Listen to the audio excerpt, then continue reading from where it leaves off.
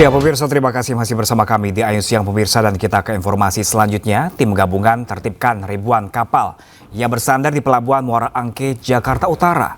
Nakoda kapal yang selesai melakukan bongkar muat diminta untuk memindahkan kapalnya.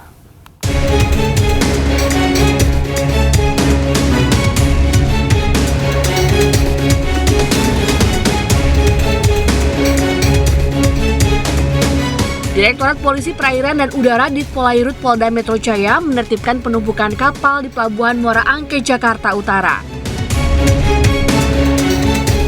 Penertiban dilakukan demi keselamatan bersama serta menjaga fungsi jalur pelayaran Muara Angke yang vital bagi aktivitas nelayan. Kasubdit Patroli Polairut Polda Metro Jaya AKBP Helmi Wibowo menyebut, penertiban difokuskan pada kapal yang mengganggu jalur pelayaran. Selamat pagi Komandan, izin melaporkan kapal 1007 Aibda Andi Maulana dan kapal 2006 Aibda Darsono.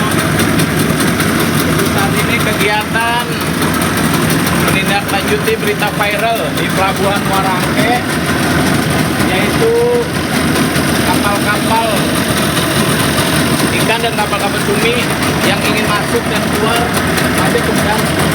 Untuk saat ini kami menghimbau kepada para nakoda dan kepada pemilik kapal untuk tidak menyandarkan kapalnya di alur pintu keluar masuk atau alur jalannya kapal.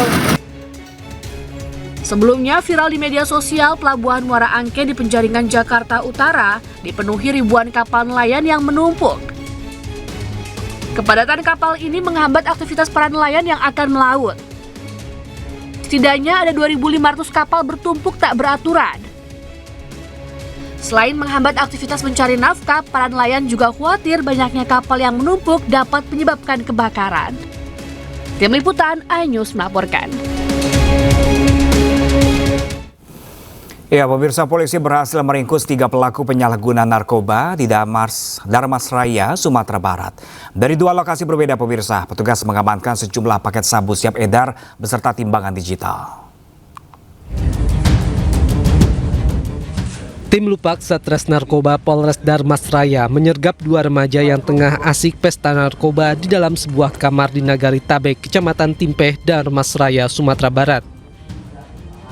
Saat dilakukan penggeledahan, polisi menemukan barang bukti berupa 1 paket besar dan 2 paket sedang narkotika jenis sabu, lengkap dengan timbangan digital.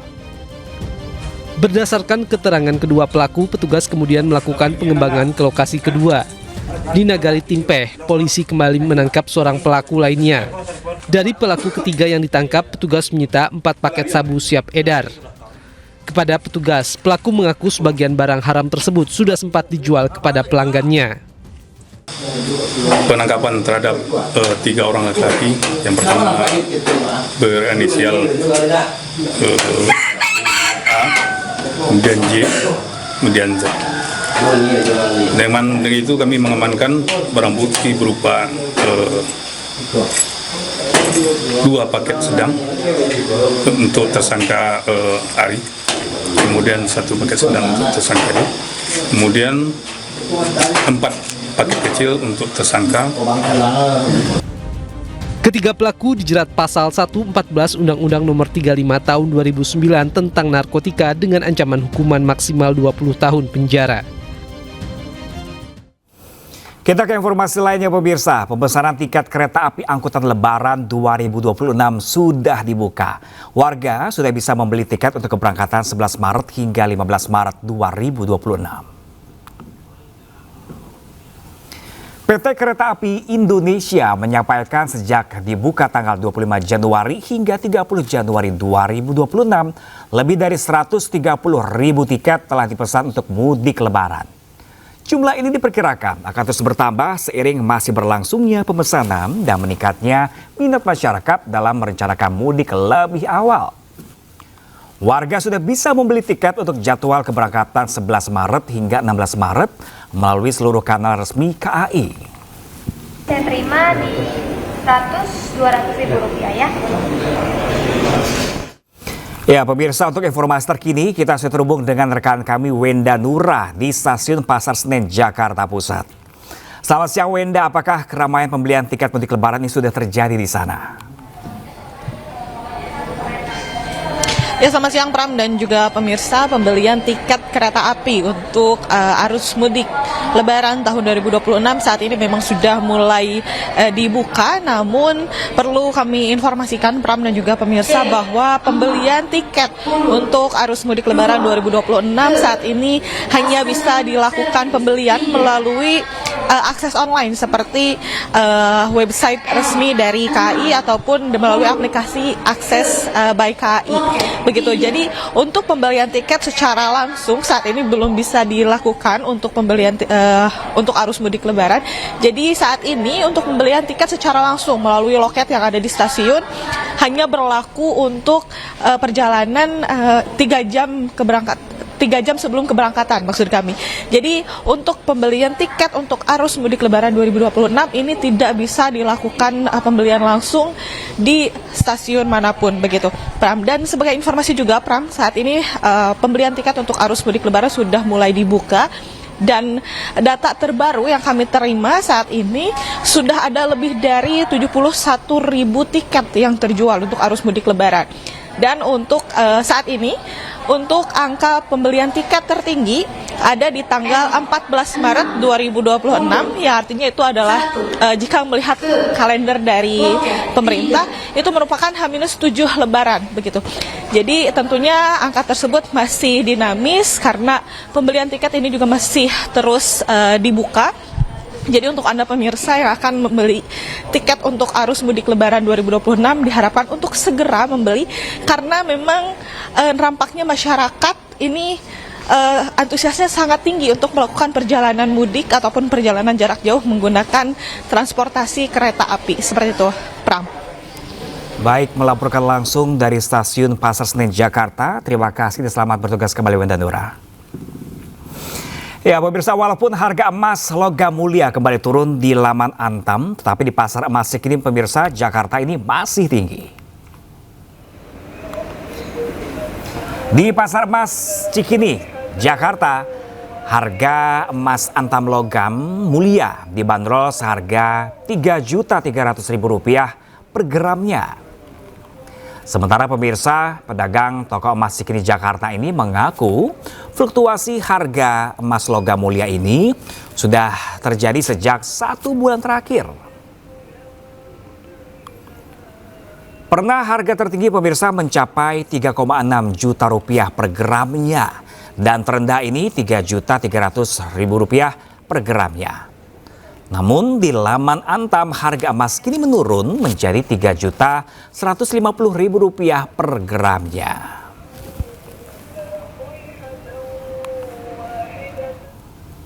Ya pemirsa, untuk mengetahui informasi terkini pemirsa, kita langsung saja menghubungi rekan kami Hadisi Arifa langsung dari Pasar Emas Cikini, Jakarta Pusat pemirsa. Selamat siang Hadisi, dengan menurunnya harga emas apakah berdampak dengan daya beli masyarakat di Pasar Emas di Cikini? Ya, Pram dan juga pemirsa, memang turunnya harga emas dalam 2 hari terakhir ini tentu berdampak pada pedagang emas Cikini yang menyebutkan bahwa memang untuk pembeli emas pada 2 hari terakhir ini mengalami peningkatan pada saat harga turun. Dan setelah sebelumnya memang untuk harga emas antam logam mulia ini sempat melesat tinggi, naik Rp165.000 per gramnya ke level Rp3.168.000 per gram. Dan dalam 2 hari ini harga emas lokal dan juga global ini menunjukkan tren penurunan signifikan. Penurunan harga emas ini memang sudah terjadi sejak kemarin 31 Januari 2026, dan kalau untuk hari ini berdasarkan laman resmi dari website Logam Mulia ini belum ada pembaruan data, artinya hingga saat ini harga emas antam logam mulia masih sama, yakni berada di Rp2.860.000 per gramnya, turun Rp260.000 per gram dibandingkan dari posisi sebelumnya yang berada di level Rp3.120.000. Nah, kalau di pasar Cikini Jakarta ini tadi saya memantau untuk harga emas logam mulia per gramnya dibanderol seharga Rp3.300.000 per gramnya, setelah sebelumnya juga sempat naik mencapai Rp3.600.000 per gram pada sekitar 2-3 hari yang lalu. Untuk mengetahui lebih lanjut, kita coba telah berbincang dengan salah satu pedagang yang ada di sini terkait update atau pergerakan harga emas dalam beberapa waktu terakhir ini. Dengan kakak siapa? Hafizah. Kak Hafizah nih Kak, terkait pergerakan harga emas dalam beberapa waktu terakhir ini seperti apa? Pernah di angka dalam sebulan ini ya, pernah paling tinggi itu pernah di angka 3.600.000 1 gramnya. Ya, iya. 2 hari ini kan sempat anjlok ya Kak ya, sejak kemarin hingga hari ini itu berapa nih Kak? Kalau 2 hari ini itu sempat turun sih Kak di 3.300.000 1 gramnya untuk sekarang.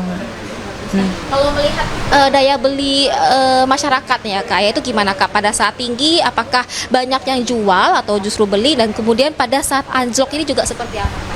Palingan banyak kebeli sih Kak.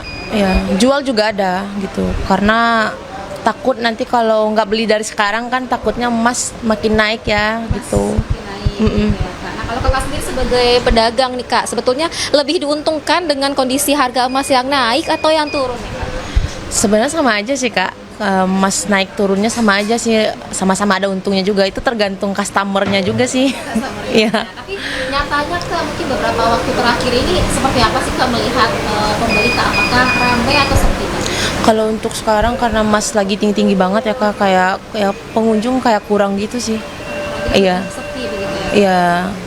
Apakah ada harapan sebagai pedagang emas Kak? Ya harapan ya untung-untung emas normal lagi lah gitu. Harga berapa tuh Kak? Ya 1 juta kan masih mendingan lah ya. 1 juta 1 gramnya gitu. Oke, baik. Terima kasih Kak Fiza untuk waktunya. Oke, baik.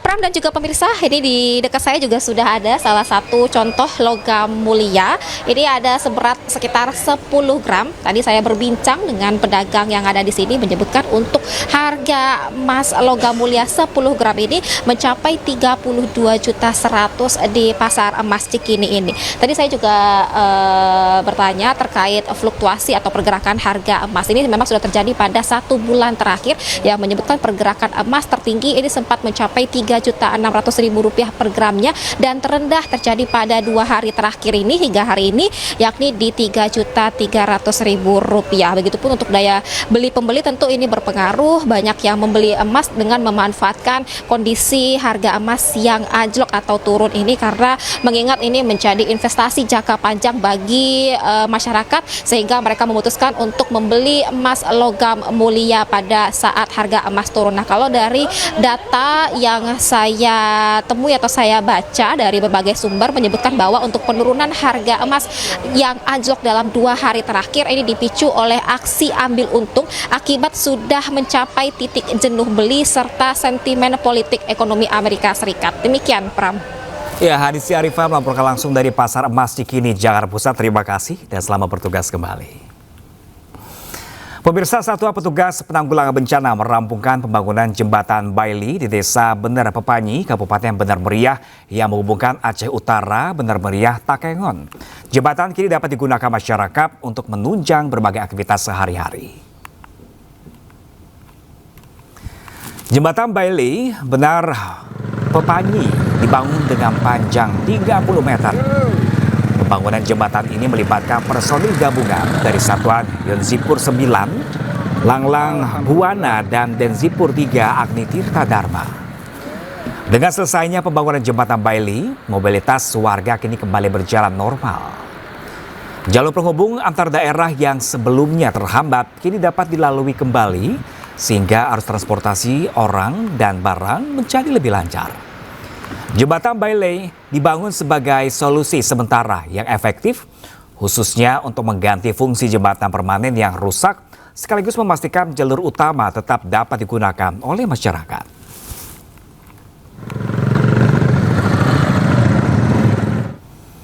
Ya, pemirsa, jelang perayaan Tahun Baru Imlek, sejumlah kota di Cina menghadirkan festival lentera yang memukau. Selengkapnya sesaat lagi pemirsa, jangan kemana-mana, tetaplah bersama kami.